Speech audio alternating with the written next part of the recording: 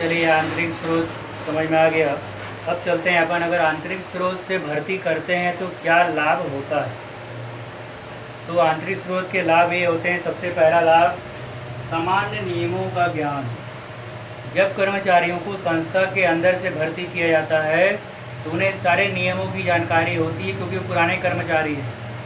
तो अलग से हमें उन्हें कोई नियम सिखाने की ज़रूरत नहीं होती। अनुशासन में यहाँ रहना है उसको मालूम है, समय पर जैसे ही आदेश मिलता है हमको काम करना है उसे मालूम है, अगर काम नहीं करते हैं तो दंड मिलता है उसे जानकारी है। इसलिए अलग से कोई नियम वगैरह बताने की ज़रूरत यहाँ पर नहीं होती है। और वो जाते ही जैसे ही उसको वहाँ पे प्रमोशन दिया जाता है और अंदर से भर्ती ली जाती है, वो अपने काम में लग जाता है, क्योंकि वहाँ के सारे नियम कानून से अवगत है। जब किसी नए व्यक्ति को भर्ती करते हैं तो सिखाना पड़ता है कि भाई ये नियम में रहना है, समय पर आना है, समय पर जाना है, समय पर काम नहीं करोगे तो आपके वेतन में कटौती हो जाएगा, है ना। लेकिन पुराना कर्मचारी तो ये सबसे अवगत है, तो उसे कोई बताने की ज़रूरत यहाँ पर नहीं होती है। इसलिए कहा गया सामान्य नियमों का पूर्ण ज्ञान होने के कारण अलग से उन्हें कोई नियम बताने की ज़रूरत नहीं होती और वो व्यक्ति का आते ही अपने काम में लग जाता है। पहला लाभ। दूसरा, मनोबल में वृद्धि होता है। जब नीचे से ऊपर की प्रमोशन होता है तो प्रत्येक व्यक्ति जो वहाँ पे काम करते हैं सबके मनोबल में वृद्धि रहता है, मनोबल बढ़ जाता है। कारण सब जानते हैं आज नहीं तो कल मेरा प्रमोशन होगा, क्योंकि यहाँ पे अंदर से भर्ती किया जाता है तो आज नहीं तो कल मेरा प्रमोशन होगा, यह सोचकर उसका मनोबल बढ़ जाता है। और मनोबल बढ़ता है तो पूरी ईमानदारी के साथ काम करता है, ताकि जब प्रमोशन का समय आए तो उसे प्राथमिकता दिया जाए और उसकी प्रमोशन हो जाए। इसलिए कहा गया यहाँ पर मनोबल क्या होता है, बढ़ जाता है, मतलब मनोबल में वृद्धि होता है आंतरिक भर्ती के कारण। पदोन्नति के अवसर, जितने भी कर्मचारी हैं यहाँ पर संस्था में सभी के प्रमोशन का अवसर मिलता है। हमेशा कर्मचारी की आवश्यकता होती है, हर साल कोई न कोई कर्मचारी रिटायरमेंट होता है, तो ऐसी दशा में बाहर से न लेकर अंदर से ही निम्न पद से उच्च पद पर भर्ती किया जाता है, जिसके कारण हर व्यक्ति को वहाँ पे प्रमोशन का अवसर मिल जाता है। तो पदोन्नति के अवसर मिलते हैं हर एक व्यक्ति को, हर एक कर्मचारी को। ठीक, फिर इसके बाद आ गए यहाँ पर न्यूनतम लागत पर भर्ती। न्यूनतम मतलब कम से कम खर्च। जब अंदर से भर्ती किया जाता है तो कंपनी के प्रबंधक को किसी प्रकार से कोई विज्ञापन करने की ज़रूरत नहीं होती, विज्ञापन पर कोई पैसा खर्च करने का ज़रूरत नहीं होता है। वह बिना खर्च किए ही अपने ही संस्था से अपने कर्मचारियों का प्रमोशन करके भर्ती कर लेता है, और कोई विज्ञापन वगैरह के पीछे पैसा खर्च करने की ज़रूरत यहाँ पर नहीं होती। इसलिए कहा गया कि न्यूनतम लागत पर आसानी से भर्ती हो जाता है, बिना खर्च किए आसानी से भर्ती हो जाता है। कौन से भर्ती के अंतर्गत? तो आंतरिक स्रोत के अंतर्गत। कहीं जाने की ज़रूरत नहीं, कोई विज्ञापन देने की ज़रूरत नहीं, और हमको आसानी से हम वहाँ पे कर्मचारी की अधिकारी की प्राप्ति हो जाती है। आगे बस में फिर कहा गया इसी में प्रशिक्षण खर्च में कमी। कोई प्रशिक्षण करने की, प्रशिक्षण के पीछे या कार्य सिखाने के पीछे कोई पैसा खर्च करने की ज़रूरत भी यहाँ पर नहीं होती है। कारण वह कर्मचारी तो काम सीख कर ही प्रमोशन पाया है, तो उस काम के बारे में उसे पूरी जानकारी है। और जब वह कर्मचारी चार्जमैन के पद पर आ जाएगा तो चार्जमैन बनने के बाद वह देख सकता है, समझ सकता है कि कर्मचारी काम ठीक कर रहा है कि नहीं कर रहा है, क्योंकि उसे काम के बारे में पूरी जानकारी है। लेकिन अगर बाहर से हम सीधा कर्मचारी की किसी व्यक्ति को चार्जमैन के पद पर नियुक्त करते हैं तो यहाँ पे हमको डाउट रहेगा कि उसे काम की जानकारी है कि नहीं। लेकिन ये तो काम किया हुआ व्यक्ति है ना, और जब इसका प्रमोशन कर दिया जाता है यहाँ पर, तो ऐसी दशा में उसके ऊपर और कोई प्रशिक्षण या ट्रेनिंग देने की ज़रूरत यहाँ पर नहीं होती। इसलिए कहा गया प्रशिक्षण व्यय में बहुत ही कमी हो जाती है। ठीक है। कार्य दक्षता में वृद्धि। हर एक व्यक्ति की कार्य करने की क्षमता बढ़ जाती है, कारण सब जानते हैं आज नहीं तो कल मेरा प्रमोशन होगा, और ये सोचकर पूरी ईमानदारी के साथ अपने काम में लग जाते हैं वहाँ पे काम करने वाले कर्मचारी। ये लाभ होता है कौन से स्रोत का? आंतरिक स्रोत के लाभ। ठीक है, चलिए आगे देखते हैं इसी के अंतर्गत आंतरिक स्रोत की हानियाँ। क्या हानियाँ होती है? तो पहला हानि कहा गया यहाँ पर अकुशल कर्मचारी की पदोन्नति। कभी कभी जो है क्या होता है, अयोग्य व्यक्ति का भी प्रमोशन हो जाता है। जैसे चार्जमैन के नीचे काम करते हैं कर्मचारी, और कौन व्यक्ति योग्य है और कौन अयोग्य है, इसके बारे में सारी जानकारी बनाकर कौन देता है? चार्जमैन। किसको देता है? फोरमैन को। और फोरमैन पहुंचाता है उपप्रबंधक को, और उपप्रबंधक देता है प्रबंधक।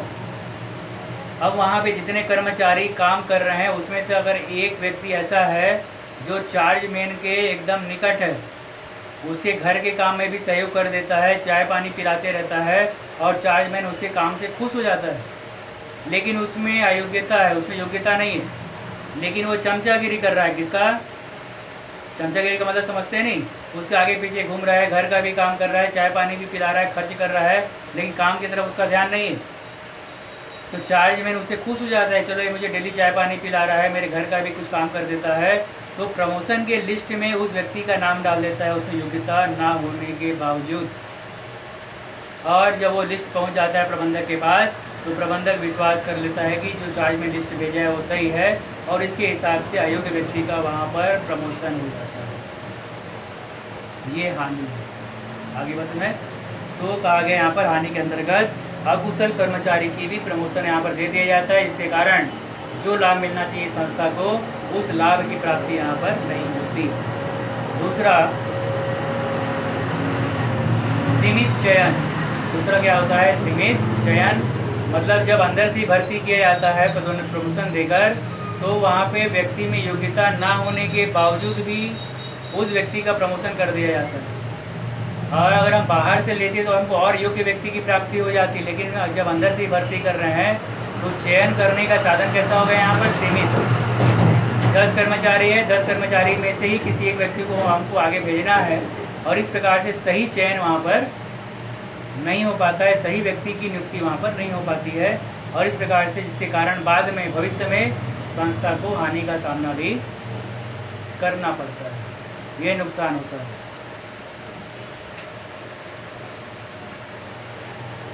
नए व्यक्तियों के प्रवेश पर रोक लग जाता है, यानी नए व्यक्तियों की नियुक्ति नहीं होती है। जो बेरोजगार व्यक्ति बैठे हैं बाहर, उनकी नियुक्ति पर रोक लग जाता है। कारण भर्ती कहाँ से हो रहा है? अंदर से।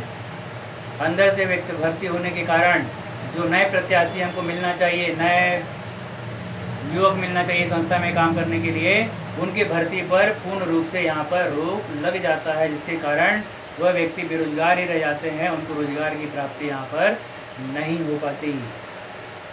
प्रतिस्पर्धा का अभाव हो जाता है, कोई भी कंपटीशन नहीं होता।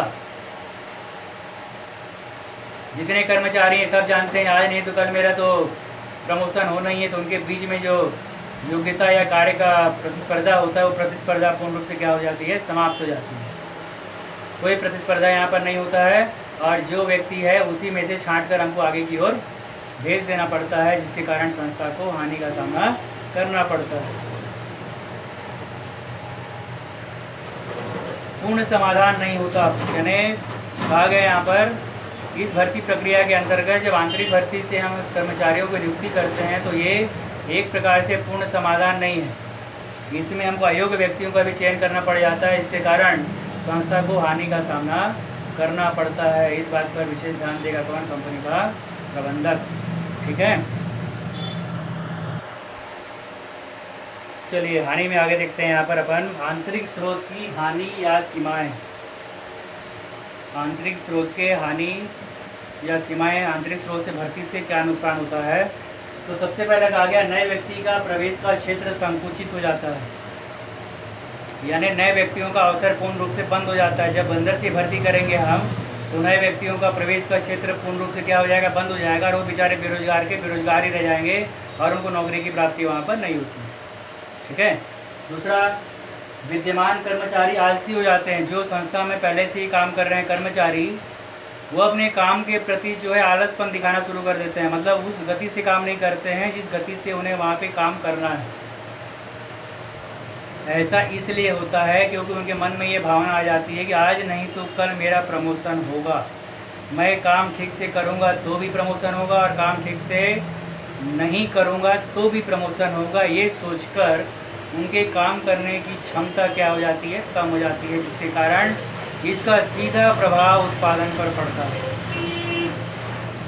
उत्पादन कम हो जाता है, लागत बढ़ जाती है, और संस्था को इसके कारण हानि का सामना भी करना पड़ता है। ये नुकसान होता है। ठीक है। फिर कहा गया यहाँ पर सभी रिक्त पद आंतरिक स्रोत से नहीं भरे जा सकते।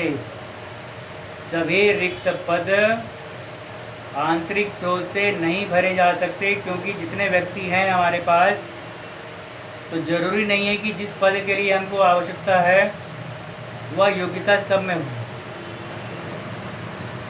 व्यक्ति में योग्यता नहीं है फिर भी हम अंदर से ही भर्ती कर देते हैं, तो परिणाम ये होता है कि बाद में हमको हानि का सामना करना पड़ता है। इसलिए यहाँ पर ये नुकसान होता है कि अयोग्यता ना होने के बावजूद हमको उसे संस्था में भर्ती कर लेना पड़ता है, और जिसके कारण संस्था को हानि का सामना करना पड़ता है। ये नुकसान होता है।